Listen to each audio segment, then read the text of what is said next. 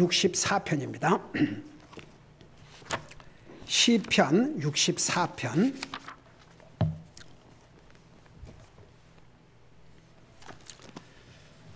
시편 64편. 우리 1절에서 4절까지 우리 4절을 같이 읽겠습니다. 시작. 하나님이여, 오 하나님이여, 나의 기도하는 소리를 들으시고 원수의 두려움에서 내 생명을 보존하소서. 사악한 자의 은밀한 계략에서 나를 숨겨주시고 불법을 행하는 자들의 폭동에서 숨겨주소서. 그들은 칼같이 자기들의 혀를 갈며 활을 당겨 독한 말들의 화살을 늘을 쏘나니 이것은 그들이 은밀한 중에 완전한 자를 쏘려 함이라. 갑자기 그들이 그에게 쏘고서도 두려워하지 않은도다. 아멘.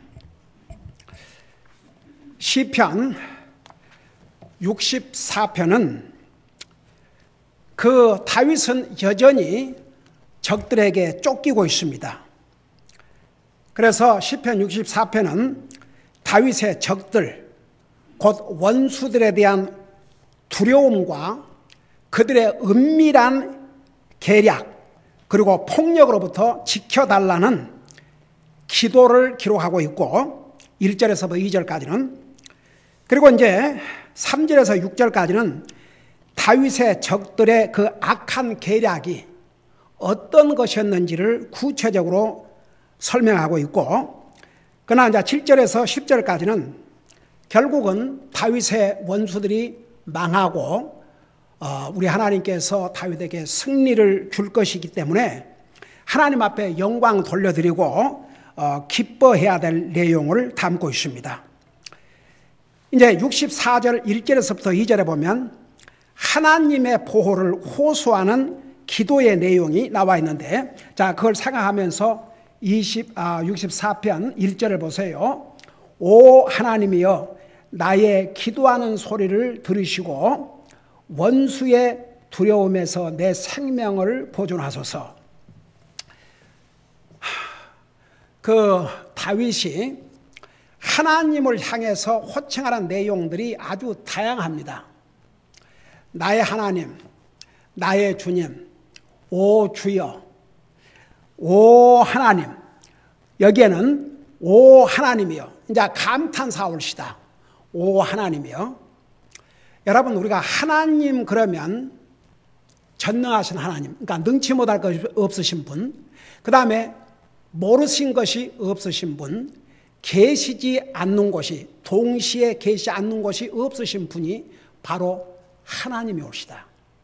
하나님 그러면 여러분, 세상 만물을 창조하신 분입니다. 하나님은 성경에 소멸하는 불이시라고 말씀하셨습니다. 하나님은 두려움의 대상입니다. 그런 면에서 우리는 이런 어마어마한 하나님을 나의 하나님, 나의 아버지라고 부를 수 있다는 게 얼마나 특권인 줄 아십니까? 프리빌리지. 여러분, 하나님 안 믿는 사람은 죽었다 깨어나도 나의 하나님, 나의 아버지 그런 말 할 수가 없어요. 근데 하나님이란 얘기는 다들 해요. 하나님 안 믿는 사람도 하나님 얘기합니다. 하나님. 급하면 하나님. 그것으로 끝나요. 근데 여러분, 우리는 이 하나님을 나의 하나님, 나의 아버지, 나의 주님 이렇게 부를 수 있다는 게 얼마나 큰 복인 줄 아십니까? 자, 여기서 특별히 지금 다윗은 여전히 도망자의 삶, 원수들이 죽이려고 하는데 그 죽음을 피하여 도망 다니는 그 정말 위험한 상황에서 있습니다. 그에게는 전능하신 하나님이 필요했습니다. 자, 그럴 때는 오 하나님이여, 하나님 그러면 오 주여, 그 앞에서는 아무도 설 수 없는 그야말로 엄청난 분이 하나님이십니다.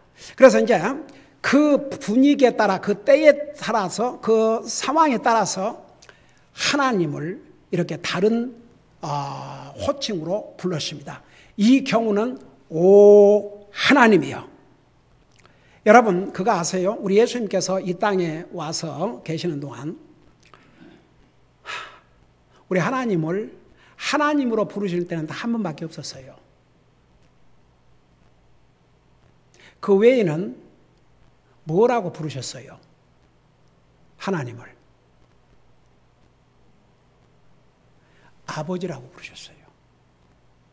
여러분 요한복음 보세요. 나는 아버지 안에 있고 아버지는 내 안에 있고, 나는 아버지 안에 있고 아버지는 내 안에 있고, 내가 온 것은 아버지의 뜻을 행하려 하심이라. 아직 아버지의 때가 안 되었느니라. 아버지. 우리 예수님께서 이 땅에 오셨을 때 아버지로서 하나님을 얘기할 때는 항상 아버지라고 표현을 하셨습니다. 근데 언제 하나님이여 부르신 줄 아십니까? 나와 여러분의 죄값을 위해서 십자가에 돌아가실 때, 그때 나의 하나님 어찌하여 나를 버리시나이까? 나와 여러분의 죄를 위해서 항상 아버지, 나의 아버지 그 관계를 우리 죄 때문에 잠깐 분리가 된 그런 기가 막힌 상황에서 나의 하나님 어찌하여 나를 버리시나이까? 저는요 어떻게 보면 그 대목을 볼 때마다 우리 하나님께서는 나와 여러분을 위해서 한 분밖에 없으신 독생자 아들도 잠깐 버리셔야 했습니다. 나와 여러분을 위해서. 그분이 바로 하나님의 사랑입니다. 그 사랑이 하나님의 사랑. 자, 그래서 여기서는 정말 권능의 하나님, 능력의 하나님, 그 하나님을 다윗은 찾은 것입니다. 그래서 오 하나님이여 나의 기도하는 소리를 들으시고 원수의 두려움에서 내 생명을 보존하소서. 여러분 우리 하나님께서 우리 기도를 들으신다고 믿는 사람 다 같이 진짜 들으셔요. 우리 입에서 나오는 모든 얘기를 다 들으시는데, 한번 생각해 봐요. 우리 입에서 나오는 모든 말을 다 들으시는데 우리가 하나님을 향해서 기도하는 소리를 안 듣겠습니까? 하나님 들으셔요.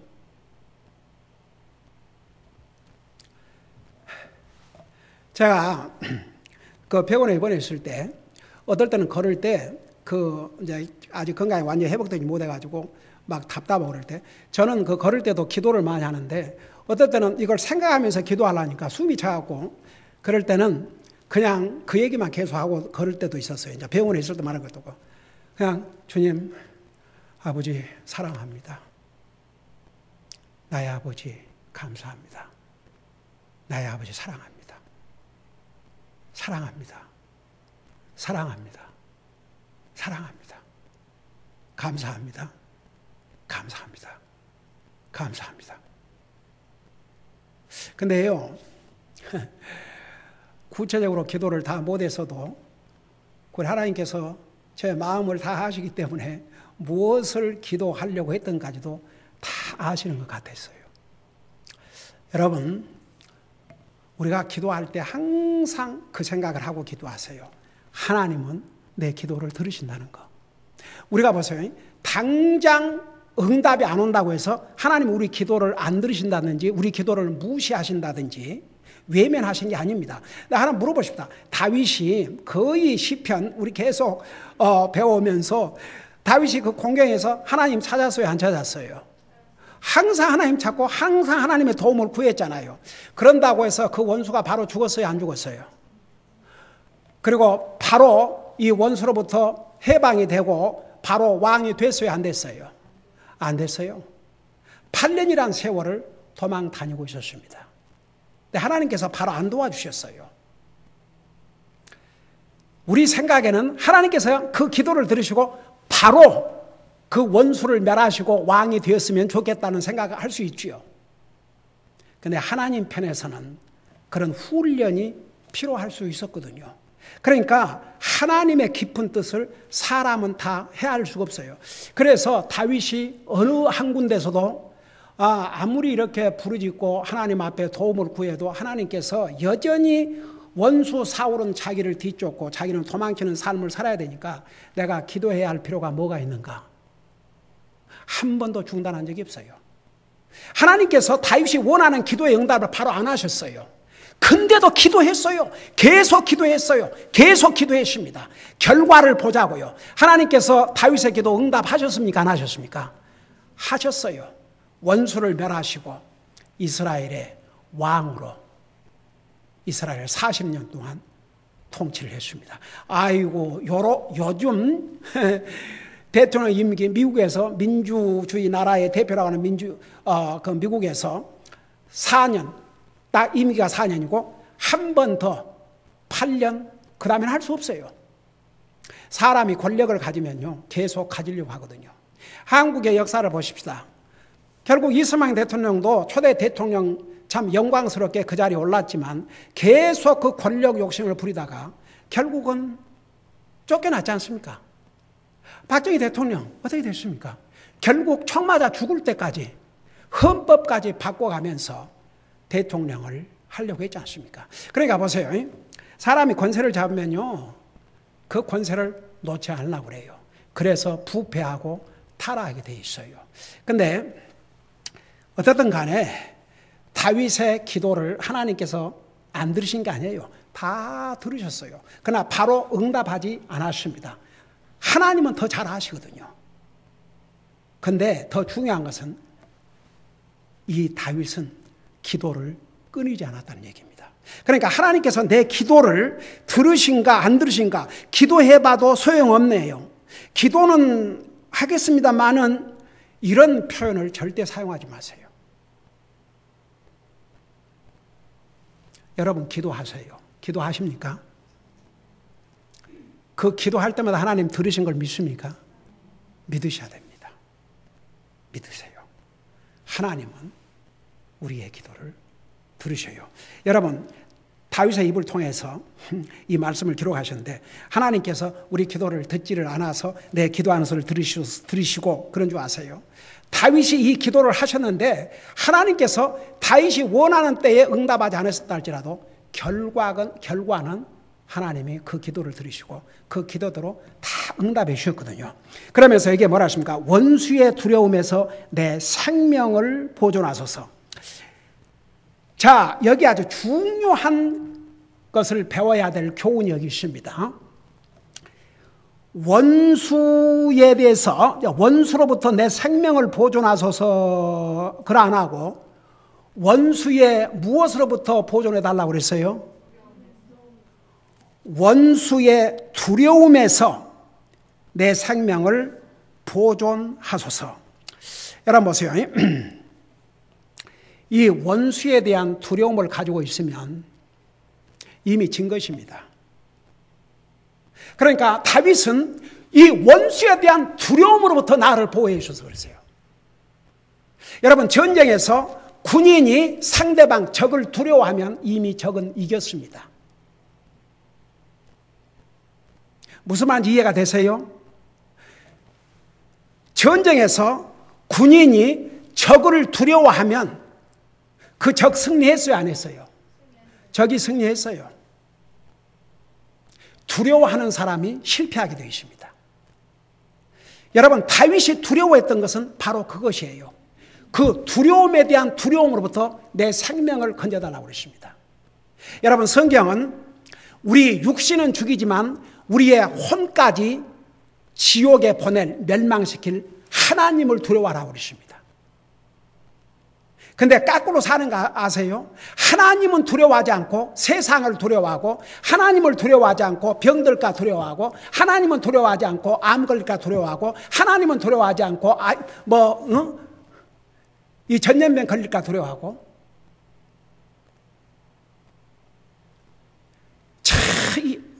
여러분, 이 성경 한 말씀 한 말씀 주님의 말씀이 옵시다.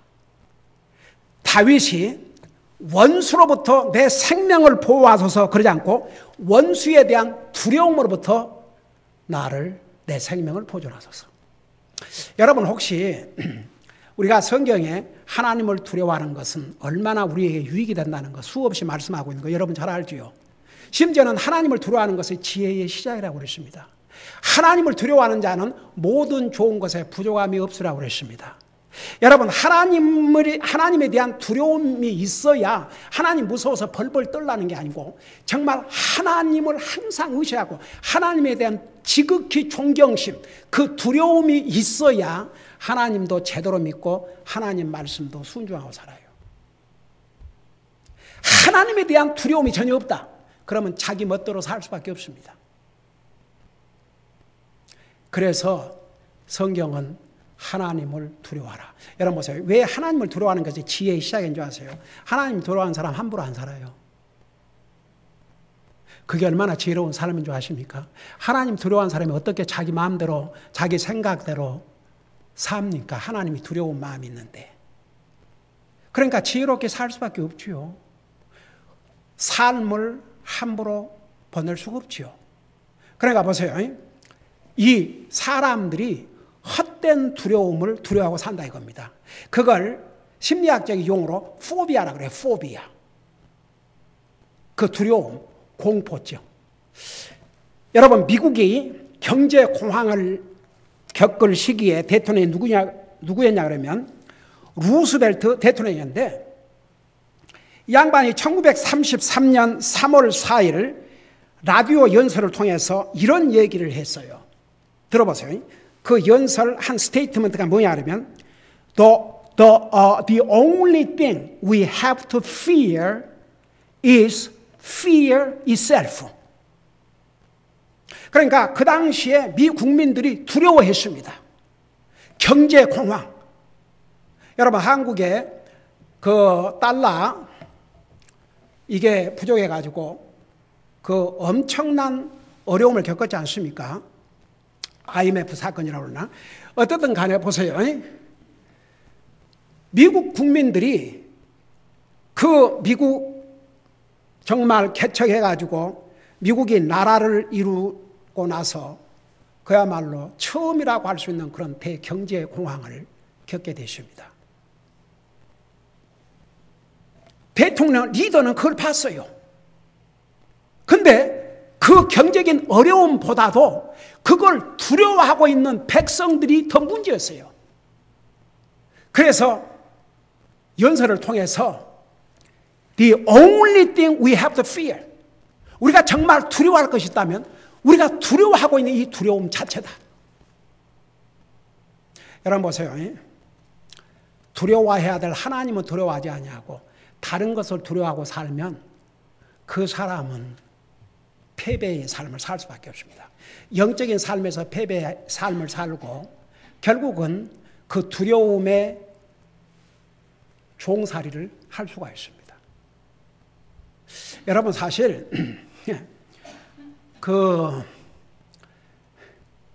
저는 몇 가지 아주 싫어하는 게 있어요. 그 엘리베이터도 너무 그렇게 고층 올라가고 그런 거 I don't like it. 진짜 안 좋아해요. 그냥 팍 떨어질 것 같고. 저는요 그 비행기도 그 한 번 내가 그 북한 갈 때 그랬나 상당히 먼 기간 동안에 그 하는데 아이고야 한 10분 동안을 비행기가 흔들어대는데 진짜 참 안 좋더라고요. 그래서 저는 그럴 때 항상 뭐라 기도하냐면 하나님 이 비행기 안에는 주님의 종이 타고 있습니다. 아직은 저를 더 사용하시고 데려가셔야 되지 않습니까?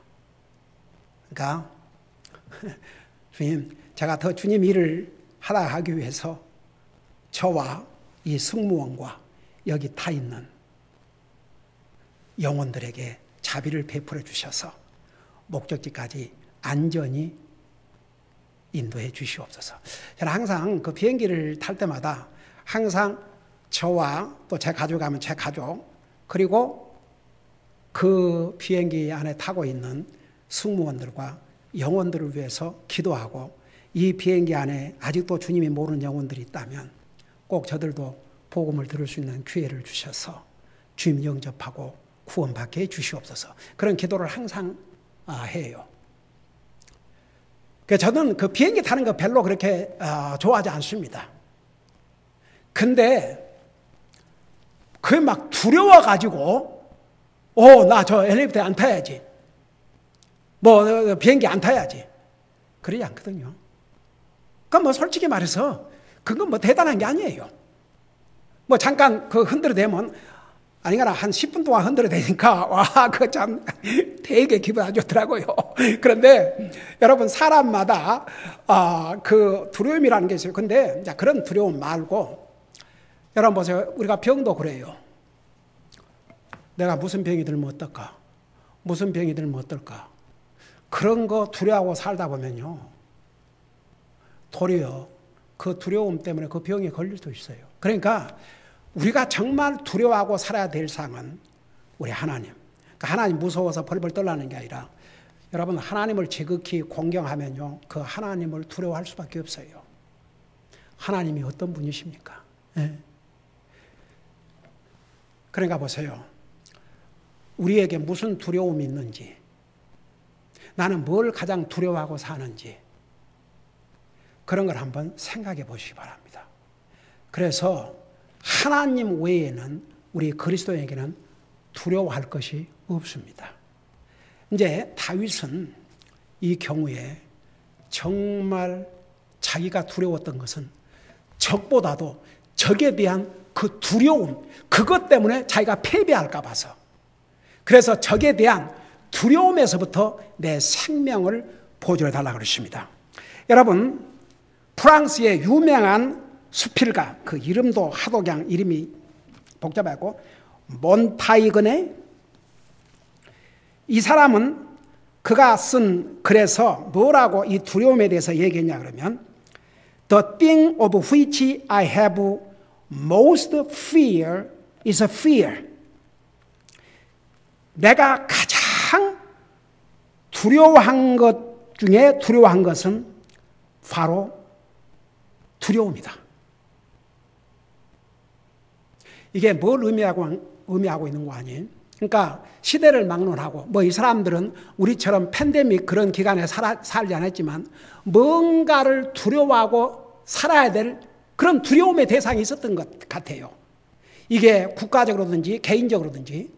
여러분, 사실 제가 지난번에 이 코비드-19는 말세의 징조인가 그 설교하면서 인류 역사에서 이 전염병 유행했던, 특별히 그 시절 가운데 그 흑사병, 그건 이제 유럽에서 끝났지만, 오 주여, 그 흑사병으로 몇백만 명이 죽임을 당했습니다.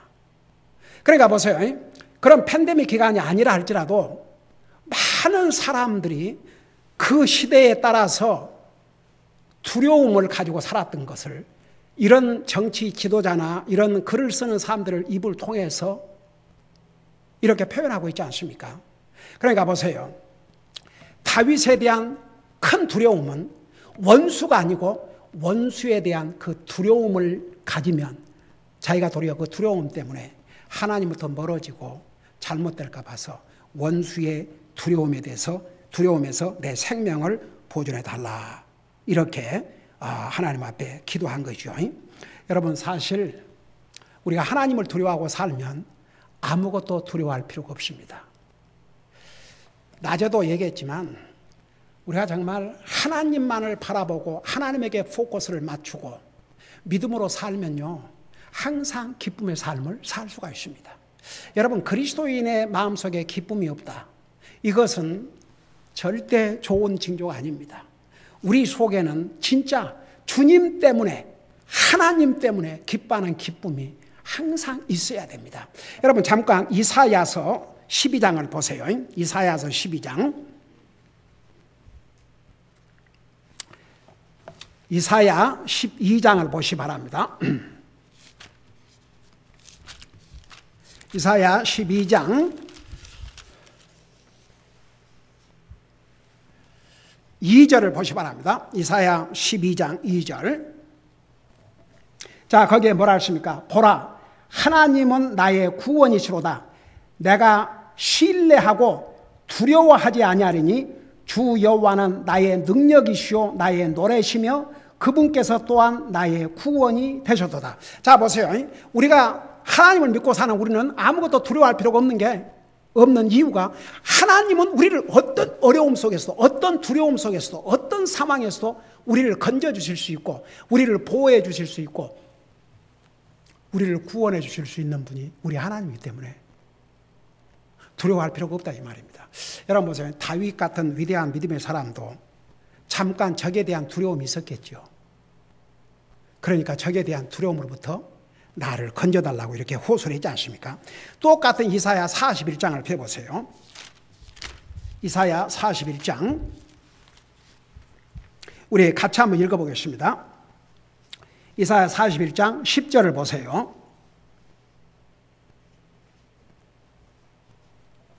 같이 읽겠습니다. 시작. 너는 두려워하지 말라. 내가 너와 함께 하느니라. 놀라지 말라. 나는 내 하나님이라. 내가 너를 강하게 하리라. 참으로 내가 너를 도와주리라.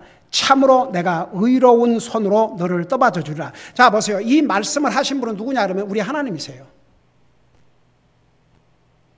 그야말로 모든 것을 아시고 모든 것을 하실 수 있고 동시에 계시지 않는 곳이 없으신 전지전능하신 하나님께서 하나님의 백성들에게 너는 두려워하지 말라 그러십니다.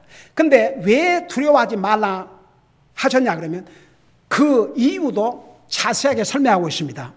내가 너와 함께 하느니라. 여러분 보세요. 어린애는요, 부모하고 함께 있으면 아무것도 두려워 안 해요. 여러분 자녀들 길러본 부모들은 다 그거 아세요? 애들을 부모가 딱 안고 있으면 당장 무슨 일이 난다 할지라도 어른은 두려워하죠. 근데 애는 안 두려워해요. 엄마 품에만 있으면 안 두려워합니다. 금방 사고 나서 죽임을 당한다 할지라도 엄마 품에 있으면 울지도 않아요. 우리는 하나님을 믿는 하나님의 사람들입니다. 왜 우리가 세상을 두려워할 필요가 없는 거 아니에요? 그런 하나님께서 우리와 함께 하시겠다고 그러십니다. 여러분, 우리 하나님께서 우리와 함께 하실 때가 언제예요? 교회 왔을 때예요? 기도할 때만? 성경 읽을 때만? 전도로 다닐 때만? 하나님은 항상 우리와 함께 하십니다. 지난번에 배웠죠. 우리 히브리서 공부하면서 13장에서 내가 너를 결코 떠나지 아니하리라. 내가 너를 결코 버리지 아니하리라. 그러니까 하나님께서 왜 우리에게 두려워하지 말라는 거예요? 내가 너와 함께 하시니라. 그 다음에 또 놀라지 말라고 그랬어요. 놀라지 말라. 나는 내 하나님이니라. 하나님 그러면 오 주여 모든 피조물이 두려워할 대상이 하나님이십니다. 근데 그 하나님이 우리와 함께 하신다니까요. 그러니까 두려워할 필요도 없고 놀랄 필요도 없다. 그 다음에 내가 너를 강하게 하리라. 제가 옛날에도 그런 메시지를 전했지만 여러분 그리스도인은 비겁하면 안 돼요. 그리스도인은 담대해야 됩니다. 용기 있는 그리스도인들이 돼야 됩니다. 한번 물어보세요. 나는 진짜 용기 있는 그리스도인인가? 담대한 그리스도인인가? 항상 여러분 보세요. 우리 속에 두려움이 들어가고 하나님 외에 그러면 굉장히 초라한 모습이 됩니다. 여러분 우리는 구원받은 하나님의 자녀로서 세상에 나가서도 담대해야 됩니다. 내가 그리스도인이라는 것을 자랑스럽게 생각하고 그야말로 강하고 담대한 그리스도인이 돼야 됩니다. 여러분 이 세상에는 자기가 그리스도인이라는 것을 하나님 믿는 것이라는 것을 다른 사람이 알까 봐서 감추고 사는 사람들도 얼마나 많은 줄 아십니까? 나는 진짜 그런 사람이 진짜 그리스도인일까 그런 의심을 하지 않을 수 없는 한번 생각해 봐요. 우리가 믿는 하나님은 어떤 하나님인데 우리가 누구를 두려워한단 말입니까? 그래서 내가 너를 강하게 하리라. 참으로 내가 너를 도와주리라. 주여. 우리 하나님께서 사람들이 잘 안 믿으니까 참으로 내가 너를 도와주리라. 그러니까 진짜로 여러분 그 얘기할 때 이건 진짜야. 내가 진짜 말하는데 그런 말들 많이 사용하잖아요. 사람들이 잘 안 믿든지 그러니까 이건 진짜라고. 내가 참으로 너를 도와주리라. 이게 다 우리 하나님의 약속입니다. 그러면서 참으로 내가 내 의로운 오른손으로 너를 떠받쳐 주리라. 여러분 오른손은 뭘 가리킨다 그랬어요? 하나님의 권위, 하나님의 보호하심, 하나님의 능력 이런 걸 상징했는데 이런 하나님께서 너를 떠받쳐 줄 것이라고 그랬어요. 그 다음에 보세요. 13절을 봐요. 거기 보니까 나 주 내 하나님이 내 오른손을 붙들고 내게 이르기를 두려워하지 말라. 내가 너를 도우리라 하리라. 여러분 이렇게 우리 하나님께서는 하나님의 사람들이 그 어떤 것도 두려워하지 말라는 것입니다. 근데 성경은 하나님을 두려워하라고 그랬습니다. 우리가 하나님을 두려워하고 살면 어떤 것도 두려워할 필요가 없다는 얘기입니다. 자, 우리 시편 다시 돌아가서 시편 64편 보세요. 그래서 원수의 두려움에서 내 생명을 보존하소서. 그러니까 다윗은 원수보다도 원수를 향한 두려움이 생길까 봐서 그 두려움에서 나를 건져달라고. 여러분 제가 옛날에 그 얘기 한 것 같습니다만은 제가 군대에 있을 때 제가 고등학교 동창을 군대에서 또 만났어요. 근데 하루는 월남 전쟁에 자기가 꼽혀가 가게 된다고 하는데 그렇게 두려워했어요. 자기는 진짜 가고 싶지 않은데 근데 그때 그 월남에 가면 돈도 준다고 그래가지고 자원해서 간 군인들도 많았거든요. 근데 그 경우는 이렇게 뽑혀가지고 가게 됐는데 그렇게 두려워하더라고요. 근데 나중에 들은 얘기지만 월남 전쟁에서 죽었어요. 근데 도리어 뭐 죽으면 죽지 여러 사람들 가서 다 살아왔어요. 여러분 우리가 잘못된 두려움을 가지고 살면 100% 우리에게 유익이 안 된다는 얘기입니다. 그리고 뭐라 하십니까? 2절에서 사악한 자의 은밀한 계략에서 나를 숨겨주시고. 여러분 사악한 자는 자기의 상대방을 해칠 계획을 공개적으로 드러내지 않습니다. 비밀하게 진행합니다. 여러분 보세요. 예를 들어서 은행 강도가 사전에 나는 이런 식으로 은행을 털 것이다. 그거 알려주고 해요. 자기들끼리 숨어서 은밀하게 계획을 잡아가지고 가서 은행을 털죠. 요즘은요, 여러분 보세요. 너무 좋은 집에 사는 것도 그 도적들의 타겟이 되고 있는 거 아세요? 지금은요, 그러니까 부자촌은 안전하다. 그게 옛말이랍니다. 옛말. 소위 게이트 커뮤니티. 밖에 게이트도 쳐놓고 그런 진짜 수백만 불짜리 집에 사는 사람들. 그게 바로 이 도적들의 지금 타겟이 되고 있답니다. 집도 조그만하고 벨불 그런데 가서 저 털어봤자 뭐가 나오겠냐 이거죠. 근데 부자들이 사는 데 가서 부잣집을 털면 그래도 한몫 잡을 수 있다. 그렇게 생각하기 때문에 부잣집을 타겟으로 이 세상에 안전한 곳이 없습니다.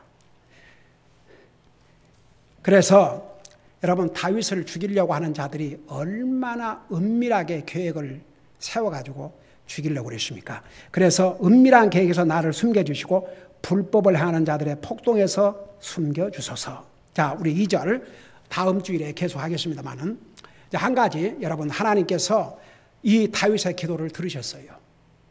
당장 들어주지 않았지만 결국은 하나님께서 다윗의 기도를 들으셨기 때문에 그가 죽임을 당하지 않고 나중에 왕의 자리까지 올라가게 되었습니다. 하나님은 반드시 우리의 기도를 들으십니다. 하나님 외에는 어떤 두려움도 가질 필요가 없습니다. 기도하십시다. 사랑의 아버지 하나님, 우리가 이 세상에 살다 보면 정말 우리가 두려워해야 할 하나님은 두려워하지 않고 다른 것을 두려워하고 살 때는 없었는지 이 말씀을 생각하면서 다시 한번 우리 자신의 삶을 돌아보게 해 주옵소서. 우리는 하나님을 두려워하고 살지만 그 외에 어떤 것도 두려워하지 말게 하시고 우리가 다른 어떤 것을 두려워하고 살면 도리어 그 두려움 때문에 자기가 두려움의 노예가 되고 그 자기가 두려움이 자기에게 임할 수 있다는 거 잊지 말게 하시고 하나님 외에는 아무것도 두려워하지 말고 살게 하여 주시옵소서. 감사합니다. 사랑합니다. 예수님의 이름으로 감사 기도하옵나이다. 아멘.